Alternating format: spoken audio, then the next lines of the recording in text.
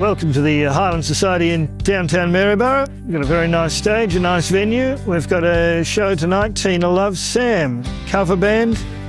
I've known the performers for quite a few years. It's kind of like a hometown show, this one.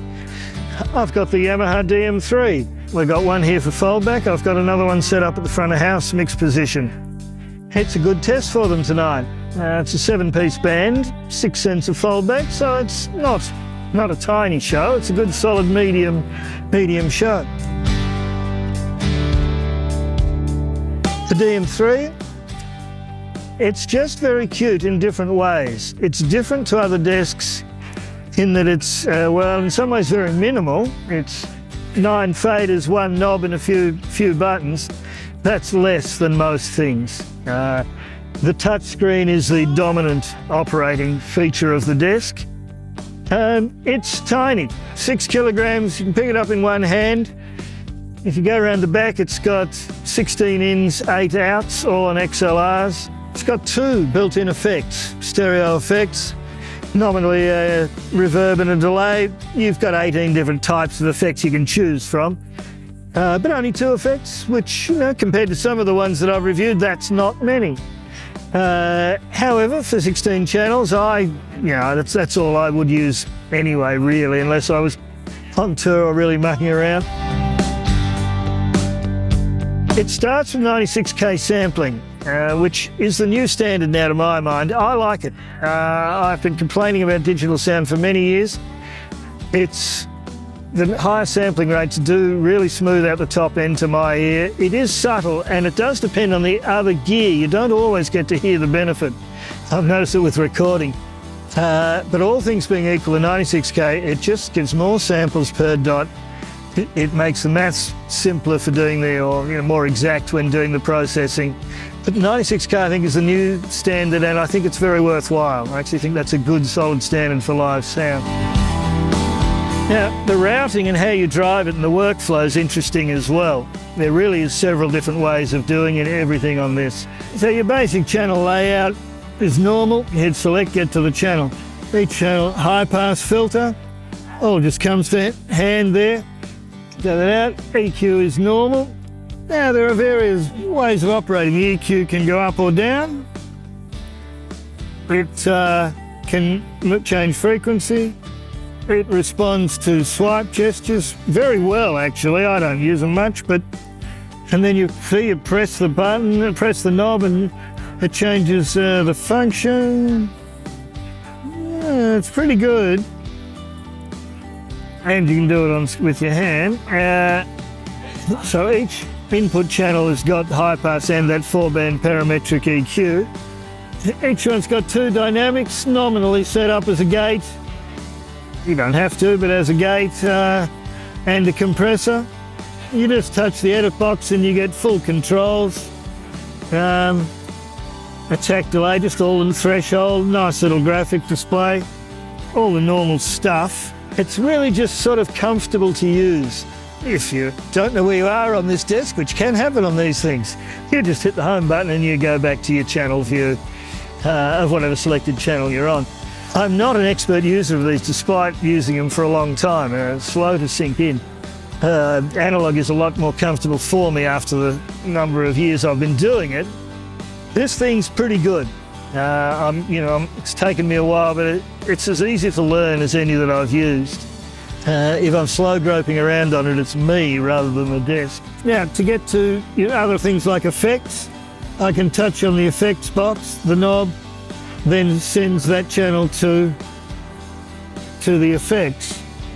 I can also go to effects here, and we've now got send to effects on faders. I can also go to the effects send page, select send from, and I can send to the effects channels from there. This just sounds fine to me, and really I'm quick to criticise the digital sound. They often are grainy, flat sounding, compared to the sort of warmth and instant response of analogue desks. This one, I don't think about it, it's just fine. It sounds good, it does what you want, all the controls are just like it.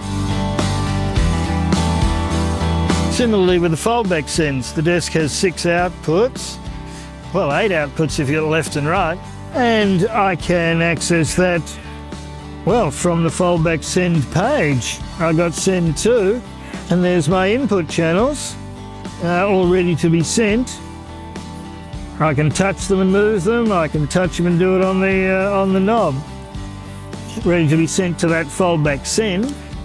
I can go back to my input channel view. To send to the Foldback, I can go Foldback 1, and I've got sends on faders in the normal manner. I can go to the send to box there, and I can either touch it and move it or touch it and use the knob to get to the effect send. So that's 3 ways of accessing the Foldback in this case, but the mix outs, the omni outs they call them generally. It's very, very functional in that sense. That's kind of cute. Each Foldback send's got its own EQ and dynamics. It's got graphic EQ on faders as well, only on the outputs. Not bad, and you can only use 15 of the bands at a time, but it's still pretty cute. And you can flip that onto the faders, the graphic onto the faders as well. Now, some of the things it doesn't do. The DM3 is not into groups. There's very little grouping on it. You can make groups out of the mix buses, certainly, and you can route them back into process them, route them back into the left and right, but you have lost a couple of sends that way. You've got custom faders, and they certainly are group-like. You can put your own whatever you want, 8 somethings on those faders, and that's not bad.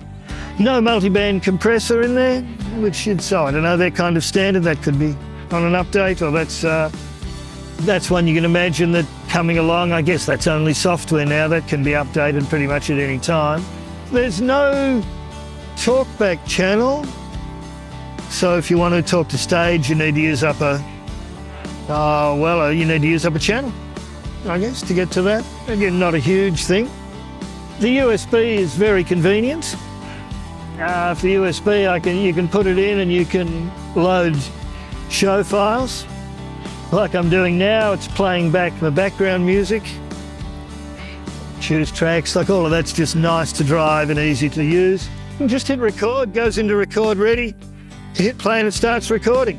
And it just records whatever's going to the mix bus.